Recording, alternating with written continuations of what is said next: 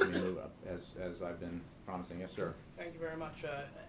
Following this week's designations of Iranian entities by the Treasury Department, the Iranian delegation at implementation talks in Geneva protested and suspended those talks, claiming that those designations are tantamount to new sanctions and violate the spirit of the deal reached in Geneva only weeks ago.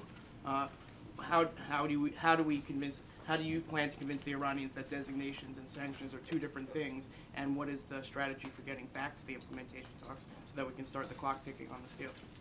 Well, the agreement very clearly referred to nuclear sanctions and also very clearly referred to the fact that existing sanctions would continue.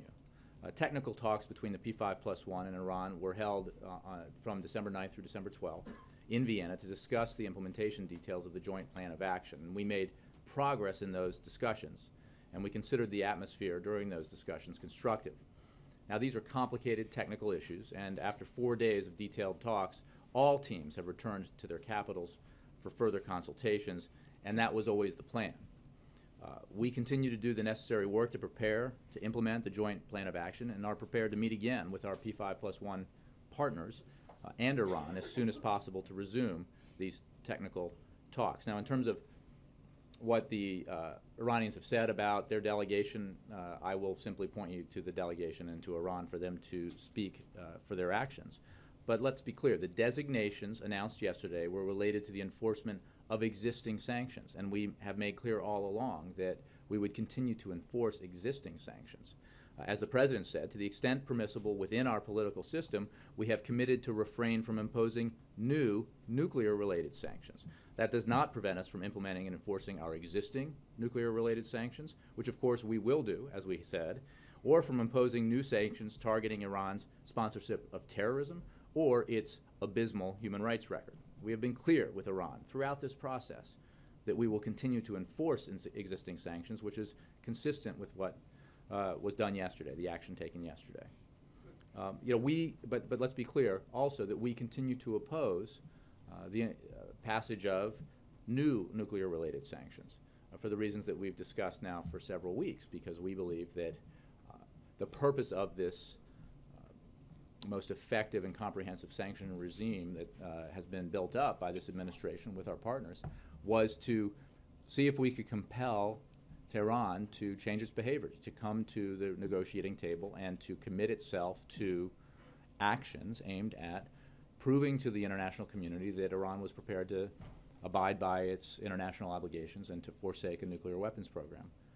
So we have a preliminary agreement, the joint plan of action, and these technical discussions continue. Quick follow-up is, as the Daily Beast reported, in the 6 months since Rouhani was elected, the pace of designations slowed dramatically. There were almost no designations in that 6-month period. Administration officials claimed that was meant to provide an atmosphere conducive to talks of progress. So why all of these designations now? Doesn't that do the opposite, create an atmosphere that's not conducive to further talks of progress? We've been clear all along that we would continue to implement the existing sanctions. And throughout President Obama's time in office, we have both unilaterally and working with our partners ramped up sanctions. So I don't know that I would characterize actions taken in the last weeks or months in any other way except to say that we've been continuing the implementation of existing sanctions as we have pursued the possibility and now the reality of reaching a preliminary agreement with Iran with a unified P5+1. And now that we have, it is our view, and has been our view, that an independent and unanswerable and passing new sanctions, precisely because Congress has been an excellent partner in this effort and has within its power the ability to time the passage of sanctions, if necessary, to affect Iranian behavior. We believe that if Iran demonstrates that it will comply with the agreement it made, that would obviously be a good thing, and then progress could be made on the potential for a more comprehensive solution to this challenge over 6 months. But if Iran were to fail to comply or fail to come to agreement with the P5+1 on a comprehensive solution, comprehensive agreement, then it would be entirely appropriate for the Congress to take action.